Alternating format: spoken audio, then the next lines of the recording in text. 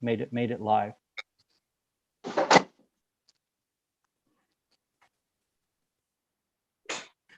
Okay, you are now live. Okay, welcome to the Committee of Adjustment meeting, May the 12th. I'll call the meeting to order. I would ask the members, when I ask for a motion, you state your name and so that it can be recorded by the secretary, the mover and the seconder. I would ask you to do that, please, and thank you. I would also ask for approval of the agenda.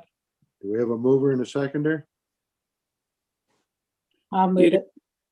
Moved by Marilyn, seconded by Bob. All those in favor? Carried. Any additions or deletions to the agenda? Let the record show there are none.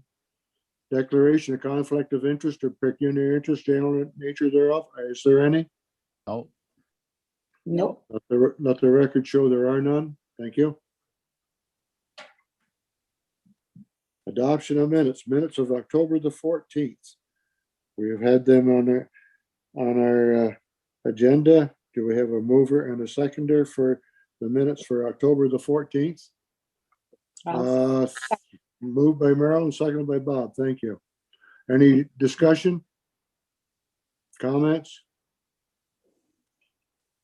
All those in favor? Carried. Okay, now the minutes of March the 17th, 2021. We have a mover and a seconder. Moved by Bob. Seconded by Marilyn. Any discussion? Errors or omissions? Yes, Jason? Chairperson Clancy, I apologize to interject. It's not necessarily related to the minutes. I just want to make it known that we have a member absent from tonight's meeting, and that being member O'Gara. I didn't know where you would insert that into your discussion, but before we move forward with the business into the regular meeting, I would like to have that noted for our secretary treasurer for minute purposes. My apologies, Jason. Yes, I should have mentioned that right at the beginning of the meeting. My apologies. Not a problem. I just, as noted, I just want to make sure everyone's clear on that, and everyone's cognizant that member O'Gara is absent with prior notice. So we will make sure that is known and insert, if that's okay with members of the committee, accordingly. Most definitely. Okay, we're on to the severance applications. B14, 15, 16, 2021. Eric and Linda Smith. Welcome to our midst, Eric. Thank you, Mr. Chair. Glad to be here. How does the committee want to deal with these, singly or the three of them together? Yes, Bob? Three of them together. Consensus of all the committee members? Yes. Jason? Chairperson Yes, Clancy, just for info, there are, I believe, 3 lots being proposed for new lot creation and 1 being proposed as a lot addition. So if we want to consider all 3 new lot creations to collectively, and then the 4th as a lot addition, or if we wish to consider all 4, including the lot addition together, I ask that for clarity purposes. I would rather see us deal with the 3 severances by them together and the lot addition by itself. Only my opinion. Also,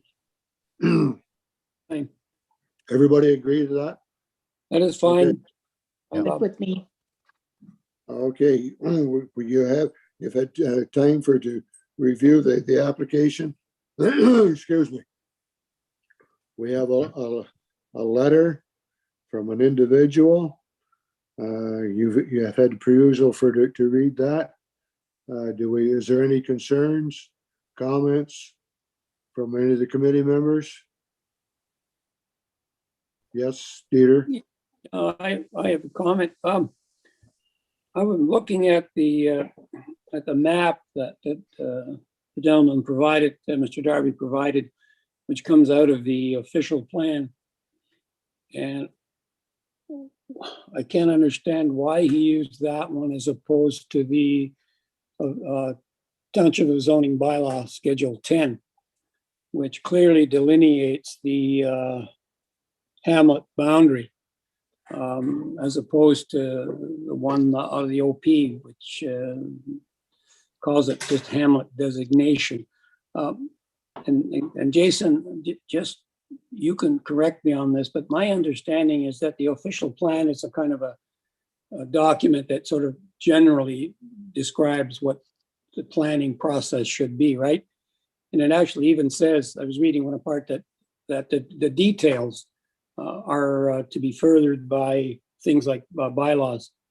So the point that Mr. Darby brings up is that in a rural area, you know, in an area outside of hamlet, you're only allowed 3 severances plus a retained parcel.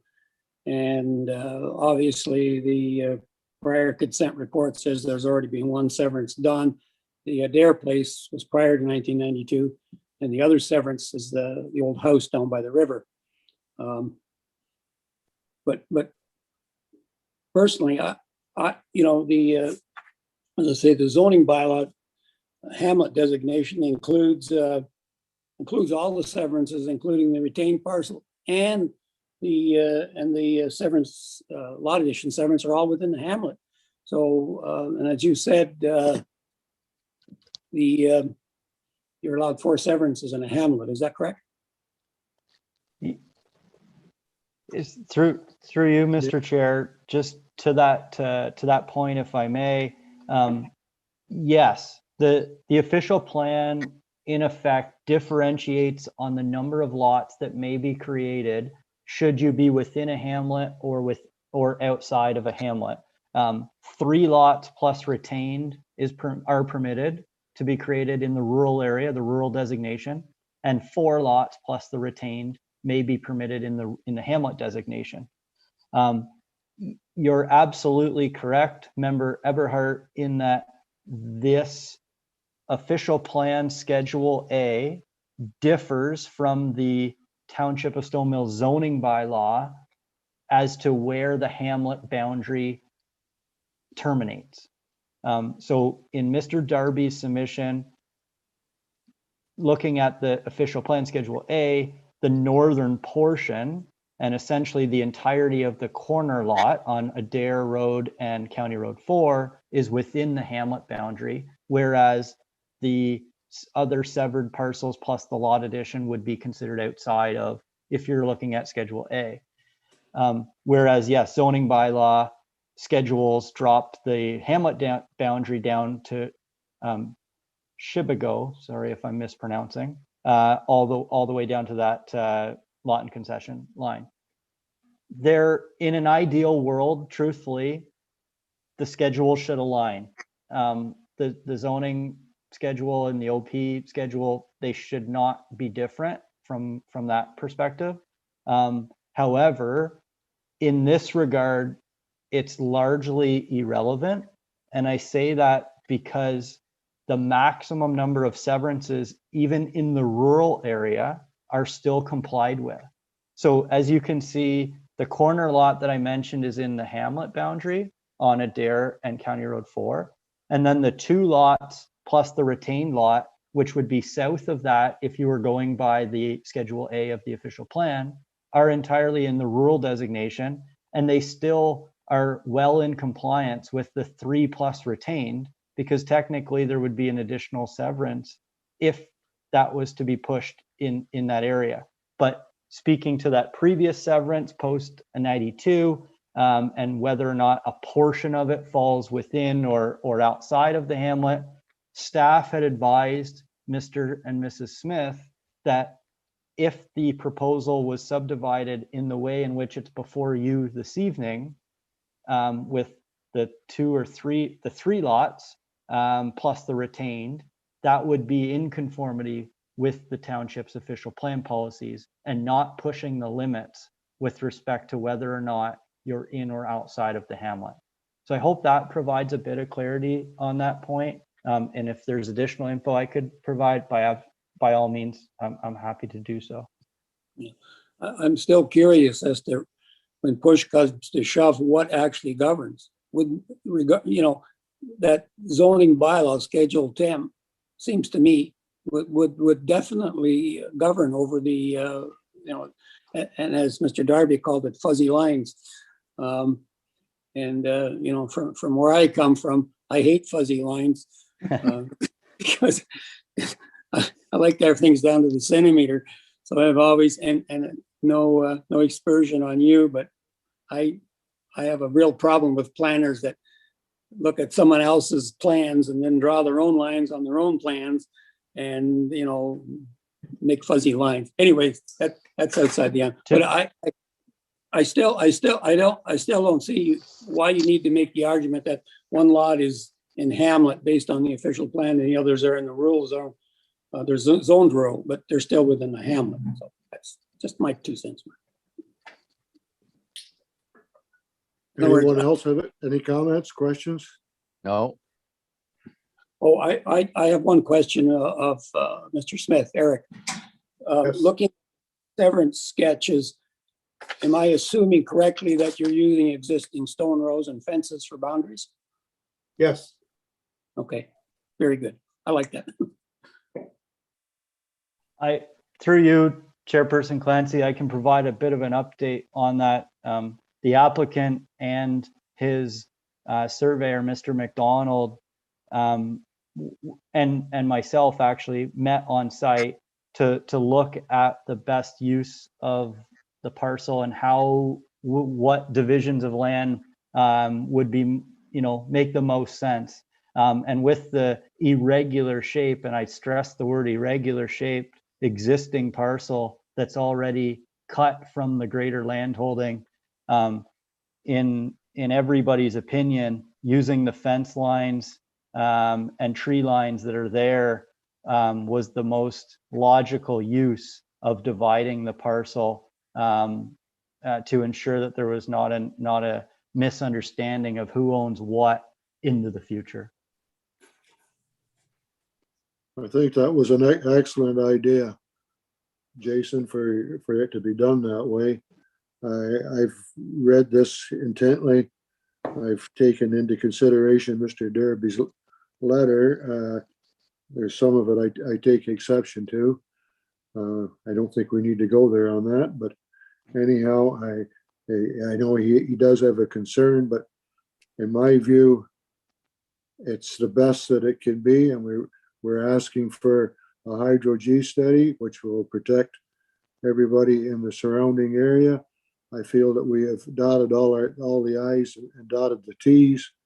To you, Dieter, when you say about the planners and the fuzzy lines, I'd have to say that I've seen surveyors do the same thing. Anyhow, Oh, I would never. I disagree. Anyhow, I'd ask for a motion to approve or defer or whatever you want to do. Yes, Bob. motion to approve as noted. All three, Bob? Yes, Do we have a seconder? Thanks, Dieter. Moved by Bob, seconded by Dieter. Any further discussion? You have any No. comments, Eric? No, I think it's pretty well straightforward. And like I say, I had a good meeting with Jason, and I think the fence lines was the way to go, and everything was identified as well. Yes, I do- Dieter? Yeah, one more point. I noticed that at least 2 of the lots are within that 500 meter of the old dump site. I don't know whether that wasn't mentioned or anything. Is that having any effect, or have we taken care of that when we did that other minor variance on the subdivision?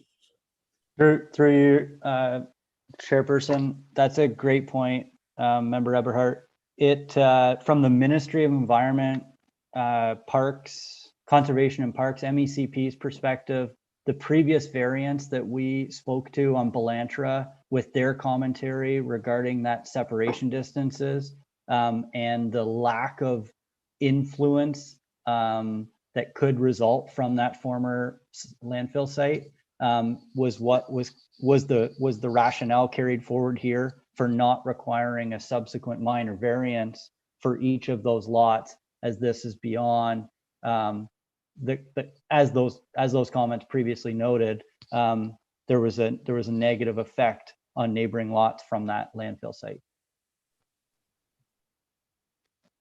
Okay, I'll call the question. We have a mover, we have a seconder. All those in favor?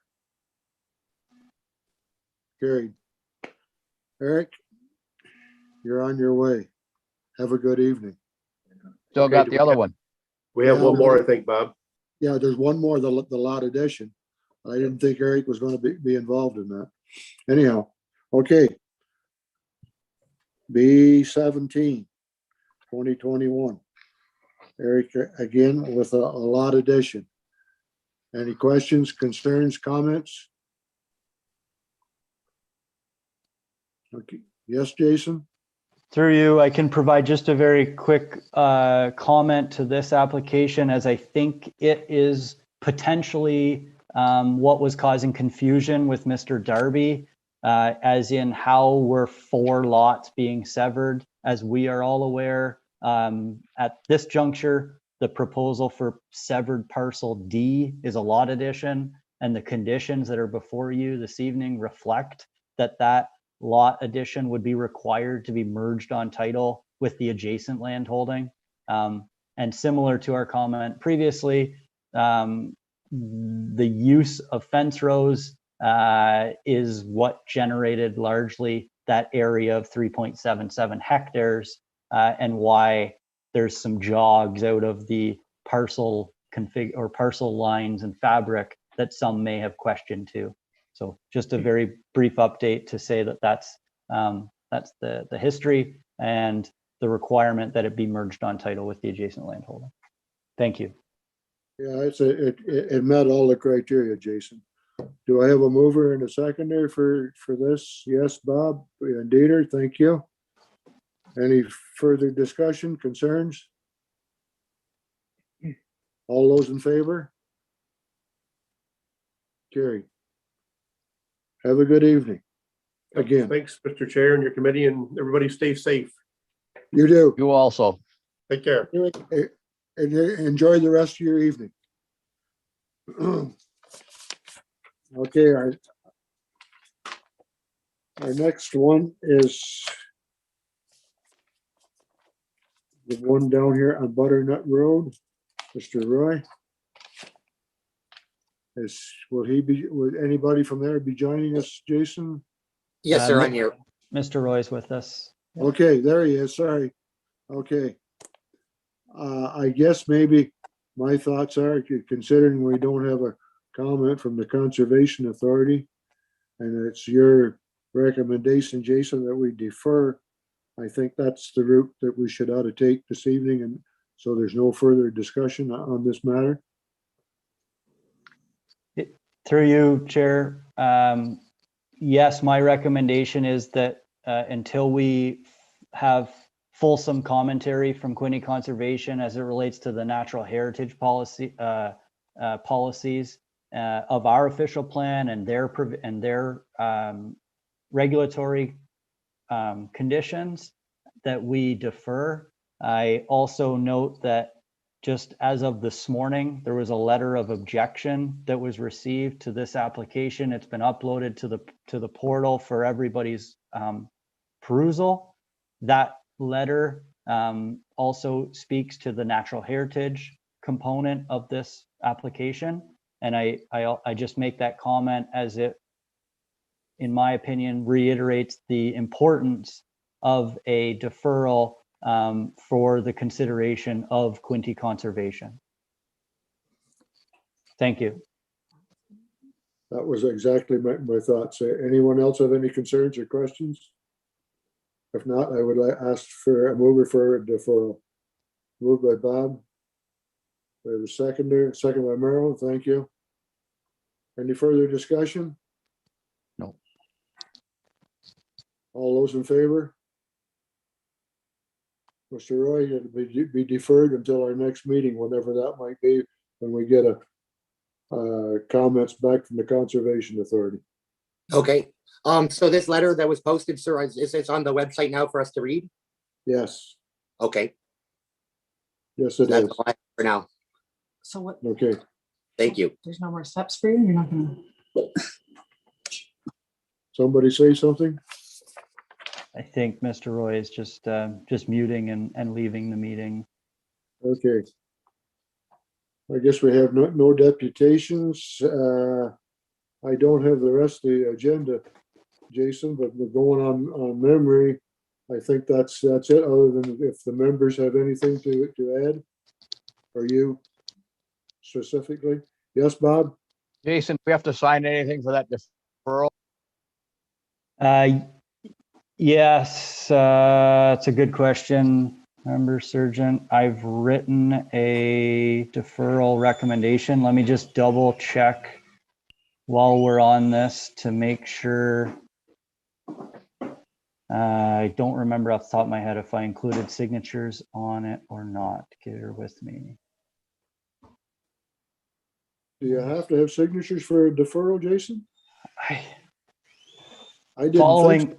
Following past process, we did in previous deferrals. So I will make sure that we are following previous process. I've got that drafted, and we will be bothering you for some signatures tomorrow.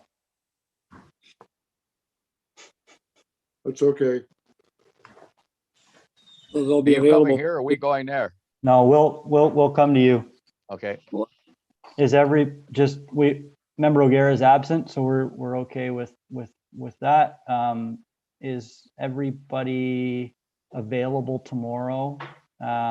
We can sort this out after the meeting concludes, but yeah, I just make sure that we do get those signatures tomorrow so I can get that decision out. Go ahead, Meryl. I know you're not swatting flies. unfortunately, I'm probably not going to be available until later in the day. Okay. I'll send an email separate following this meeting, and we'll coordinate. Okay, thank you. I should ought to be available tomorrow, Jason. I'll be around all day. Yeah, Anybody? although I'm gonna be, out and about in the woods maybe for a few hours, so. Why can't we come to the office and do it there? Is that? I was just hoping to save everybody a trip, but if that works, by all means, I'll be in the office all day. Yeah, well, I'll come by sometime during the day and do that, and no one has to try to track me down in the woods somewhere. So I'll just leave mine on the front desk there and I'll sign it there. And I just recognizing that we're on other business on the agenda, Chairperson Clancy. I just, if we want to conclude this agenda, then I'm happy to have discussions on how we want to coordinate tomorrow following our live feed to YouTube being concluded here. Anybody have anything else to add? Well, I guess we're at the bottom line. Need a mover for an adjournment. Bob, Dieter, thank you, everyone. Thank you again, Jason. Everyone have a good evening and stay safe.